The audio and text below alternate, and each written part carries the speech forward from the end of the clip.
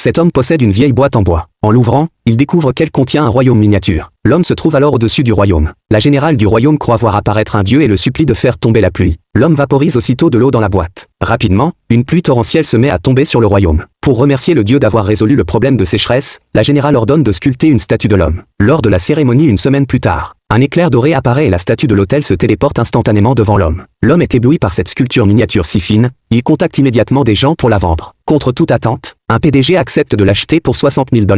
Il propose même 3 millions de dollars supplémentaires pour commander une série de sculptures miniatures à l'homme, qui accepte sans hésiter. Cependant, une épidémie éclate dans le royaume miniature. Pire encore, la ville est encerclée par des ennemis, ce qui provoque une pénurie de médicaments. Tous les soldats paniquent et demandent à la générale de supplier à nouveau le dieu. L'homme, qui vient de rentrer chez lui, entend justement la prière de la générale. Il jette aussitôt une gélule dans la boîte, qui fond instantanément dans le bassin du royaume. La générale ordonne à tout le monde de boire l'eau du bassin, et peu après, tous sont guéris. Par la suite, l'homme devient très riche grâce aux sculptures miniatures réalisées par les artisans du royaume. Son ex-copine Cupide découvre par hasard le secret de l'enrichissement de l'homme. Pour vivre dans l'opulence, l'ex-copine fait semblant de vouloir se remettre avec l'homme. Pourtant, l'homme la rejette directement. Mais quand l'homme veut transmettre des plans au royaume miniature, il découvre que la boîte a disparu.